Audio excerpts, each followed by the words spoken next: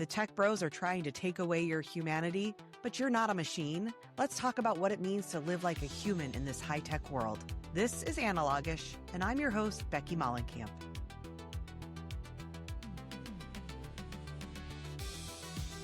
Today, I'm joined by Ava Carter, who has always loved technology and now finds herself trying to keep old technology out of landfills, which is what we're going to largely talk about today. She's a single mom, creative, music lover, and according to her children, plays lawful good in life, which I have learned is a reference to D&D, which neither of us play, but have kids who are interested in or are playing. So welcome, Ava. Thanks. Happy to be here.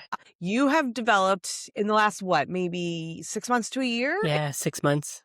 An interest in reviving, restoring old radios, largely. Is that right? Stereos, radios? Specifically vintage hi-fi. Where does this interest even come from? It is the most random thing I have ever come across and started doing. It started from a change in our school district's cell phone policy. Basically, 2 weeks before school started last year, mid-August, we got a notification from our school that they were going to a hard no cell phone policy. And my oldest comes home a couple of days later and he's like, this is horrible because we just have to sit when we're all done with everything. We just sit in silence. So he's like, do you have an old CD player that I can take and listen to music? Because they told the kids they can have a device as long as it doesn't have data. So no cell phone connection, no Wi-Fi. So me being me, of course I have an old Discman from my childhood. So I pull it out. We find a couple of CDs that I have laying around and he takes it to school. And he comes home the next day and he's like, that sucked. It skips all the time because it only had 3-second skip protection. And it spiraled into, well, do you have a Walkman? Because cassette tapes don't skip. And I had one, but it wasn't good. So I ordered another one. And then it was like, oh, I want to make mixtapes. So I'm going to need a cassette deck to do that. And then I'm going to need a receiver to play the cassette deck. And here we are. I have a house full of vintage audio gear. It went from just solving a solution to you discovering I actually enjoyed the process. Oh, yeah. So I started with basically it was the system from my childhood dreams. Teenage Ava would have bought this Yamaha CD player tape deck radio system. And then I stumbled across some videos on YouTube and they were talking about vintage hi-fi, like what your parents had, the silver-faced radios that lit up all pretty and had knobs and switches and stuff. And I started looking at it and like, oh man, these are expensive on eBay. But in some of the videos as I was watching, it's like, many of them are actually fairly easy to repair because it's capacitors and transistors. So these things that cost hundreds of dollars then are some of them, like the more desirable ones, thousands of dollars now. They're all based on 30, 40, 50 cent parts in this inside. I'm going to buy a broken one and I'm going to get it and see if I can fix it. And I was able to, with a lot of help from a Discord community and some online forums and research, a little bit of AI, for $30 in parts, I was able to bring something back to life that otherwise somebody would have thrown away because it wasn't working right. And they're beautiful. They light up. They're metal. They have wood. Some of them have wood cases. They're very tactile experience, touch and turn the knobs on. And after doing the first little repair turned into a bit bigger repair, it just grabbed my brain. It's all my brain thinks about now. I am constantly on eBay looking for the next project. Eventually, we won't be able to fix these anymore. So I'm like, I got to fix as many as I can. Did you, before this process and you sort of going down this rabbit hole, did you think of yourself as an engineer, I suppose? No, very little. So when I was a little girl, I used to go to spend summers at my grandpa's farm. And he had this big shop and, of course, big farm equipment and stuff. I would always find bits of wire and old welding sticks. And I would try to make things that were never very good because I didn't have any way to attach stuff or anything. And then that kind of fell by the wayside. I took a physics class in college and it nearly wrecked me. My brain just didn't get it. So I've always wanted to try to tinker, and my mom calls me when something needs fixing and I'm like, I will try to figure it out. But it wasn't something that was I've always wanted to do. It was just something that I could do. I changed the oil in my car and I can do minor repairs, kind of mechanically inclined. But there's just something about this in particular. And I think it's because it took that long dormant love of tinkering and fixing things and combined it with music, which is what drives my soul. So now I can fix it and then I can listen to the music that plays through it. And there's nothing like loud volume music through good speakers, through a good radio. I don't think we can get that with our cell phones currently. What so much of I think this podcast is about is the lost art of tactile experiences. We live in this digital world where we don't touch things, we don't Yeah. experience things anymore. And you're talking about tinkering, and I was just sitting there thinking, like, tinkering's a lost art now. Like, it's people don't tinker anymore. Yeah. And what comes out of that for you? What is it giving you that maybe you weren't having a year or 2 years ago when you weren't doing that? It gives me an escape. Like the world is, in my view, is horrible. It is so horrible. And yet we have to go do the normal things. Like I still have bills to pay and kids to feed and school to worry about and that kind of thing. Growing up, when I shifted from what we'll say like being a child to being more in the adult role, I always had hobbies, but for me and just where my life took me, those hobbies had to make money. I had to put food on the table. I'm a graphic designer by trade, so it was an extra logo projector, and it never seemed like those filled that void. Something about this, like it calms me. I can sit down, pull out a drawer of parts, make my list, go through very slowly and and troubleshoot and figure out, okay, what's wrong? I can clean everything, I can fix it, I can put it back together. It's not there's nothing is relying on my ability to fix this. If I don't fix it, I'm going to be sad, but that's okay. If I do fix it, that's great. I can enjoy it, or I can put it up for somebody else to enjoy eventually. My brain just kind of shuts off whatever else is going on, and it's me and my radio. If I'm not doing that, I'm scrolling YouTube or I'm scrolling social media and I'm like, I'm not going to look at any news today. And then like 40 minutes later, I'm wickedly depressed because the news is horrible. So it pulls me out of that. My words to live by for 2026 is joy is rebellion. For me to be happy in all of this is like, it is the one thing that I can do to rebel, but also I'm going to chase joy.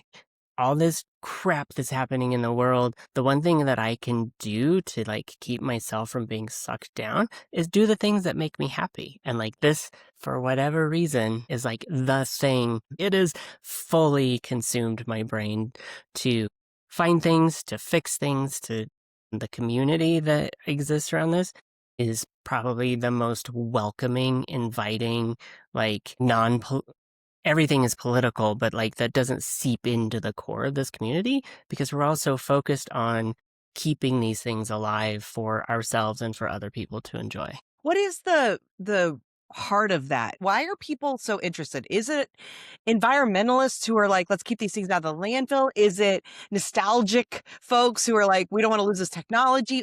Actually, I think it's two things. Number one, first and foremost, it's people who absolutely love music. Mm. All of these people, I don't have a large vinyl collection, but I have a vinyl collection.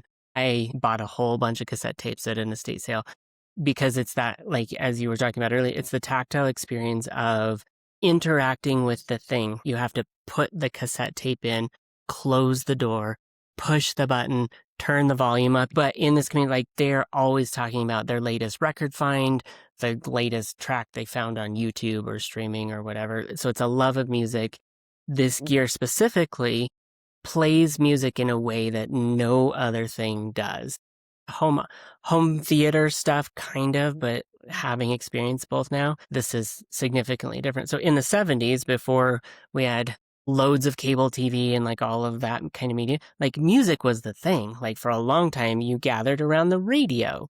And then the 70s, they went into making them louder and sound better, more like bigger speakers fill the room, make it sound like you're at a live concert. And we want to capture that. We want to shake our brains with the bass. So that's one.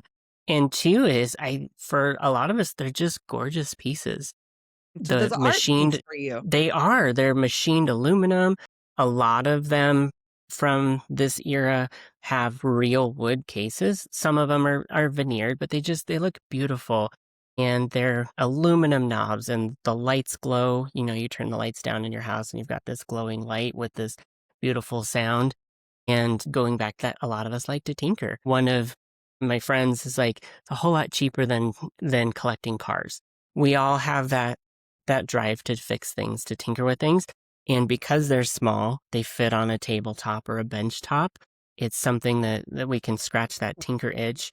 And again, there's I think for a lot of us too, we see the value in that. It was kind of before they started building things to break. So like if I have in my teenage Ava system, I have a Yamaha CD player. When it breaks, it's probably dead because it's newer electronics. There aren't capacitors in it that I can fix. It's computer chips and that move into the new and the modern. And so we love that these things were designed to be fixed, which we don't get. So I think there's some of that as well. A friend of mine lives in the UK. She just got to go to this big show where all these people had all of their vintage gear. And like I saw something I didn't know existed. It's like a radio and an amplifier and stuff.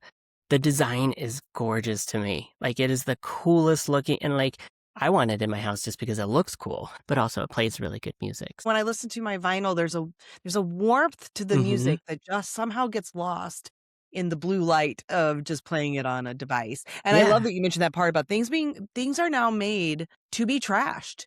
They don't last the way they used to. And this is not just old people sitting around saying back in my day. There is truth to the fact that things are not designed to be repaired. They are Mm-hmm. designed to fall apart so that you must replace. They are designed for this consumerist approach, this late stage capitalist, how much can we sell versus can we sell you something quality that could last a long time, which is also then adding to the problems of landfill and global warming and Yeah. everything else. So there's that little element of it too, which I know you didn't mention, but surprises me because honestly, that would have been the thing that I thought most people would be into it for is like, let's keep stuff out of the landfill. Is that just an added benefit? Yeah, I think so. Because again, like there are certain pieces that just we can't fix. Like they're just too far gone. But in the community that I'm in currently, basically all online because I kind of live in the middle of nowhere. The focus really is fixing them to listen to the music because you're right. And I mentioned earlier, but like they just sound different. And like I have several receivers now and a couple of different sets of speakers. And like literally you put one radio with one set of speakers and it sounds horrible. And then you put a different radio with those speakers and it's like the most amazing thing ever. And there is just a warmth and a color to the music because, again, that was the focus. You were going to sit and you were going to listen and be present for the music. I think a lot of times with digital too, I'm as guilty as anybody. It's background noise. Like I have to have something going on in the background. A lot of people do podcasts, a lot of people do audiobooks. For me, it's music. And so there is a lot of times where it's just meaningless. I don't know what track is playing. I don't know what the music is. It's just filling the void. But when I sit to listen to my radios, it is an intentional piece where like I'm like, I want to listen to this album through these speakers and I'm going to turn the volume up obnoxiously loud when nobody's home and feel the music and listen to it. But I can't get that. I can get close because I finally bought a decent pair of over the ear headphones. But like when I'm watching my TV and YouTube and music and stuff, it doesn't sound the same. Like it sounds okay because I invested a little bit of money, but there's just something different about things that were designed specifically for their only purpose is to play music. Yeah, it's funny because some of these things that we're talking about in this series, it's like some of it there's like this inability to explain why it's different, and yet it feels different. And I think some of what's the heart of that is like it's just this more human experience when things are more tactile, when they are experiential. And as I've fallen down the rabbit holes and watching a lot of content based around this too, there are scientific studies where when you're intentional about the music that you're listening to or like the specific radio that you pick to put in your house, even though this one over here, like by specifications and build quality and technology might be the better radio, if this one looks prettier to you, you're actually going to enjoy the music that comes out of it much more than the fancier high-end one. And going back to like, you have to be intentional with these things. I can put on a podcast in my headphones and walk around the house, and I can go for a walk with the dog. If I'm going to listen to a record, like you mentioned earlier, like there's that point where you're going to hear a little bit of scratch, and then you're going to have, depending on the type, but like the needle is going to move, and then you have to go up and you have to flip it. Like, it takes an investment of your time and attention to be a part of that experience. And so I think, I mean, look at our devices. We had computers with disk drives. They no longer have disk drives for the most part. I mean, even cell phones moved away from like tactile plugging in a phone to it's all Bluetooth. So like, we've slowly been moved away from this having to interact with our devices, and it all just hits different. And I wish more things would go back to that, but I know we're not. Although I am excited, France just passed a law that bans planned obsolescence.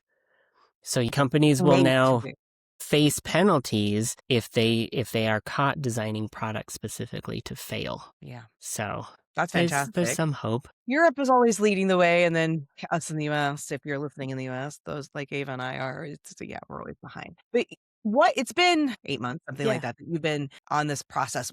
What have you noticed changing inside of you as you are leaning more into these tactile experiences, the intentionality, the sort of the slowness? What do you feel shifting internally? And the biggest shift is I just want to unplug from everything.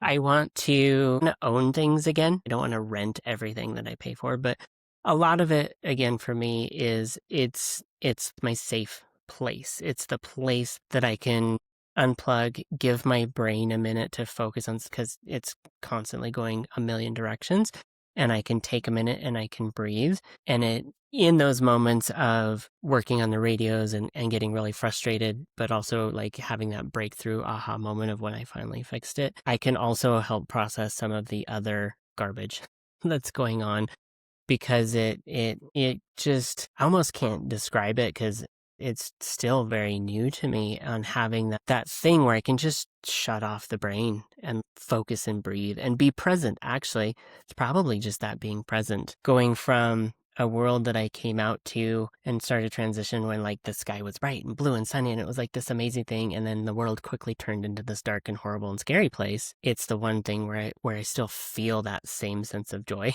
of like the world is completely open. And it's the treasure hunt too. I mean, there's always another radio to find, another one to fix, another story to be told. In picking up I went to dinner at a friend's house, and they gave me this thing from the 60s. Back in the day, you could buy a box of parts with a radio inside, and then you would get a manual that was like this thick, and you would spend the next however long it took you assembling your own radio. And so I have the product of that completed, and like, I'm going to go through it. I don't know if I will fix it, but I'm going to learn about it. But like, it comes from this time where, and I'm going to go back to, we just were more intentional about everything. Not everything was a throwaway. Our interactions with people, the things that we built were built to last. And I just feel like the world has moved so extractive from us, like around the world, but specifically in the United States, that it's that one place that I can take it back and put it back into something and be like, no, this isn't going away. I'm not going away. This isn't going away. Somebody else can enjoy this next, and then I can do another one, and somebody else can enjoy that. I love the storytelling piece of that, Ava. I hadn't thought of it, but yeah, like each of these radios tells a story of a time, of a kind of person, of an experience, of what was going on in the world. Because I am sure with each of these, you're having to do some research just to be able to do the work you do. And in that research, you're learning about who made this radio, who designed it, who used it, how they bought it, all of that. That's really fascinating. It is really cool. And like, I'm learning about like all of the big brands and stuff. In the Discord, somebody posted a link. There's a company called NAD, and I'm not going to remember what it stands for, but they celebrated their 50th anniversary this year. And it was a short little documentary on YouTube, but they've been in business for 50 years. The guy who started the company was with the company until he passed in like 2017.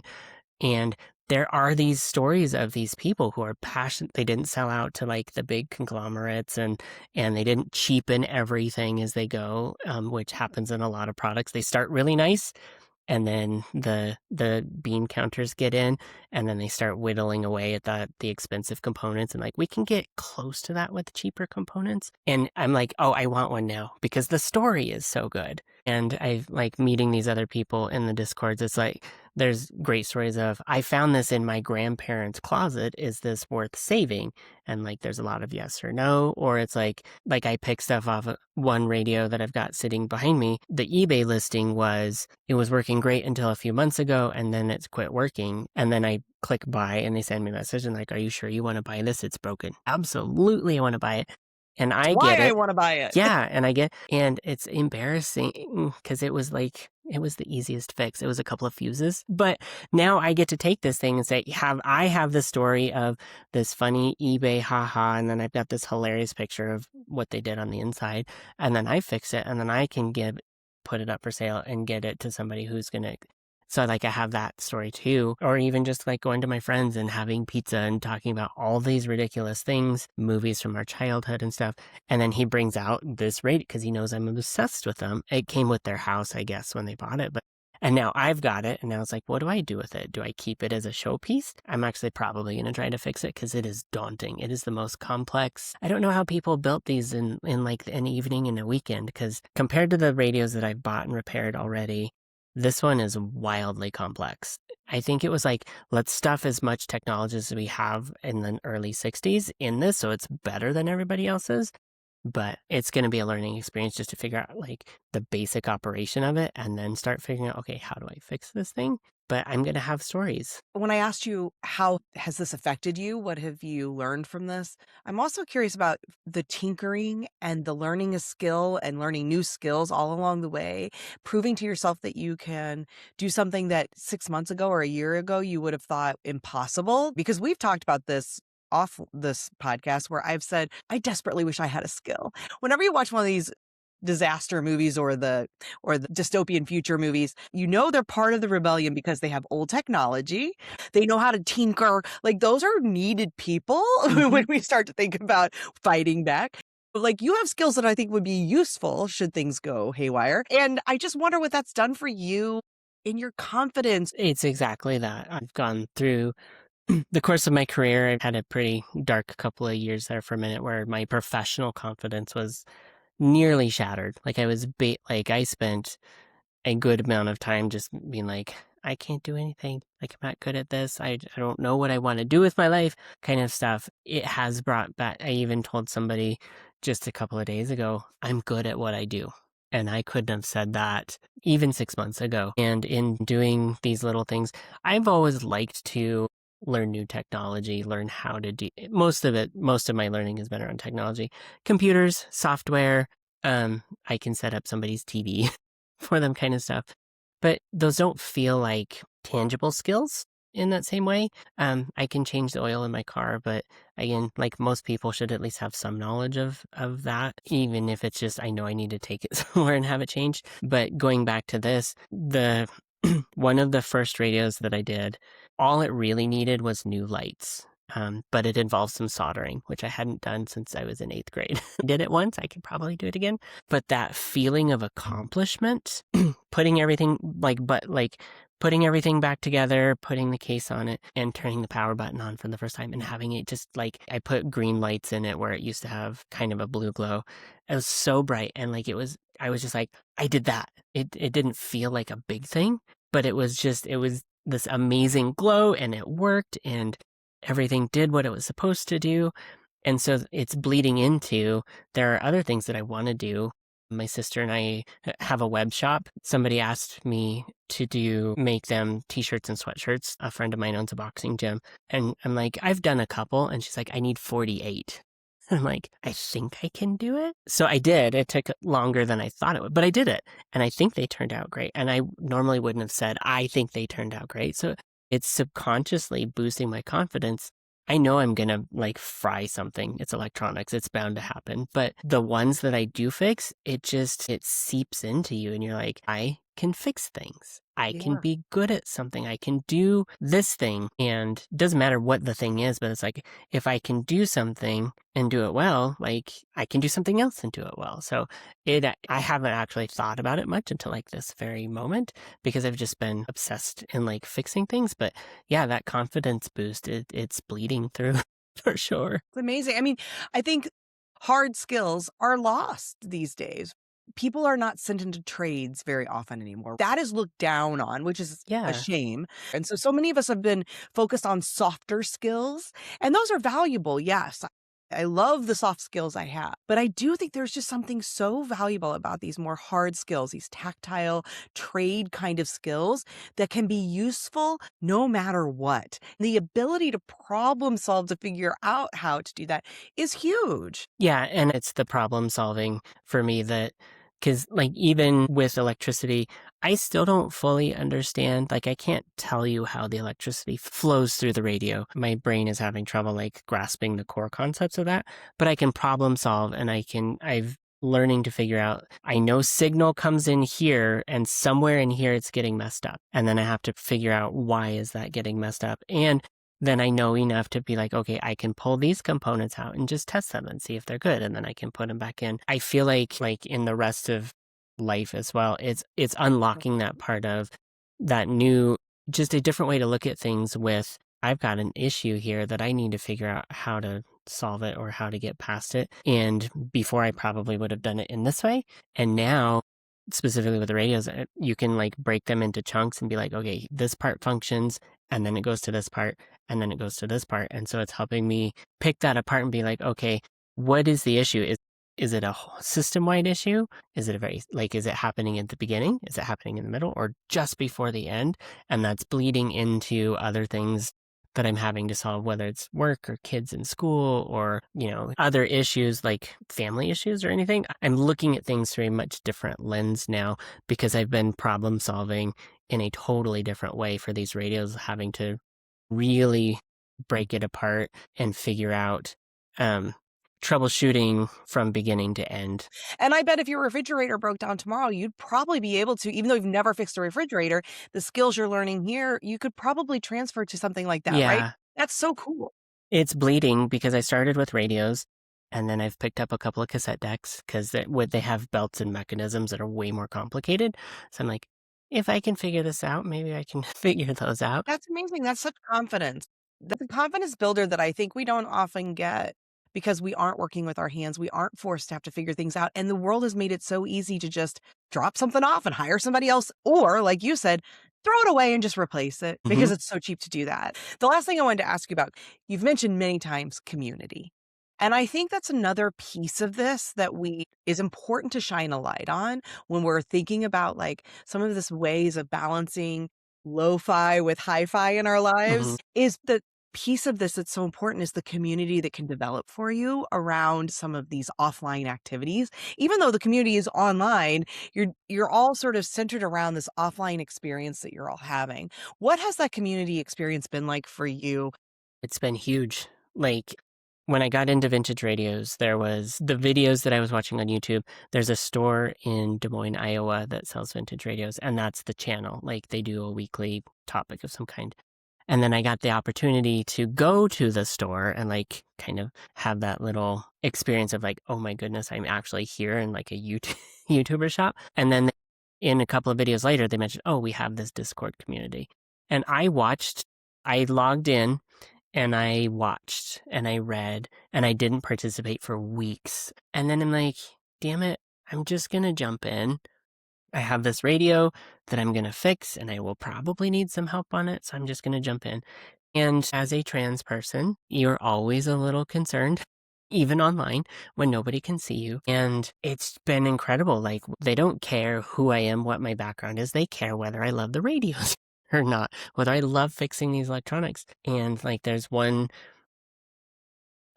older gentleman in there who's been a tech for electrician and a tech for a long time. He basically walked me through one of the biggest the biggest repair that I did. It was technically difficult to like source what the problem was. He's like, while you're in there, you might as well refresh the whole thing. And of course, I'm scared to do it because it's a feels like a big job. But like he walked me through, helped me find the parts, and like he's helping me with another one.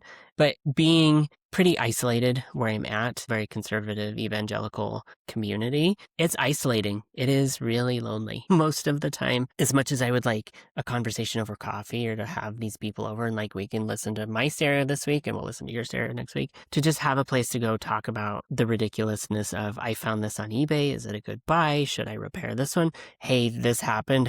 Should I fix this? And or to just have this random off-topic conversation. There's talks about old technology and movies and all this stuff.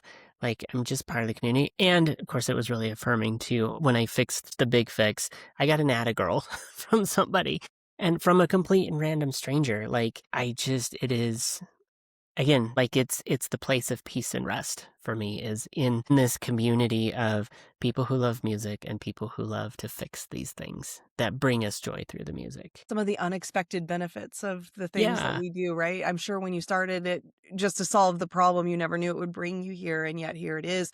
And it's because, you allowed yourself that time offline to explore something and just look up from the blue screen long enough to do that. And Yep. boy, what a difference than just being, scrolling social media and, the cesspool that is. So There's no drama in a radio. yeah. It's, does this capacitor work? Is that transistor blown?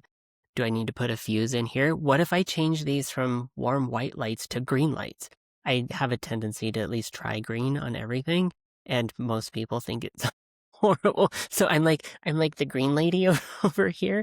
But it is nice because it's back to the beginning, keeping things out of landfills. But they produce incredibly beautiful music when you finish it. Like, it just sounds like it seeps into your soul. It's community where we don't care who you are or where you're from, no drama. Let's keep these things alive. And there's no outside, there's no data stream to these devices. So there's no distraction of a notification that pops up or an app message that comes through or anything. It's you and the thing, and there's none of the shit around the And it's world. presence and it's Yeah, confidence. Like, there's so much you've gotten out of it. I love it. Thank you for sharing your of story. course. What's one offline thing that you would like people to try this week? I would love people to find a CD or a cassette to listen to. You have to pick the one that you're going to listen to. You can't just jump into a Spotify stream. Pick that one, find a way to play it, and sit and listen to the whole thing. Like, be present for that whole thing. Going from full circle from that years and years of streaming and intelligent mixes where it just keeps feeding you music, back to, it was a jarring experience to listen to my first full cassette album again, but I finished it and that was exactly what I needed. Vinyl, cassette tape, or CD. Find a way to pick an album and listen to one album from start to finish. And if you live in a big enough urban area, there are many places now that offer listening stations where you can go and do that if you don't have the Oh, option that's at home. fantastic. Also, I think some libraries may allow you to do that. So always ask there. Libraries are the most valuable resource. And tell us, what's the craftedcauldron.com? We are a purveyor of curiosities and a boutique creative studio. So my sister and I, we're both graphic designers, so we design silly buttons and t-shirts and mugs and all of that kind of stuff. Some of it's very politically charged. It's fantastic. Some of it's just silly, goofy stuff. I'm a marketer and designer on the side, so I'm open to small projects. Thank you, Ava. I'll include Of everything in the course. show notes. Thank you for your time. I just think it's endlessly fascinating what you're doing. Thanks for sharing. Absolutely. Of course. Thanks, Becky. Thanks for listening to Analogish. This episode is over, but the world is still out there. Go find it.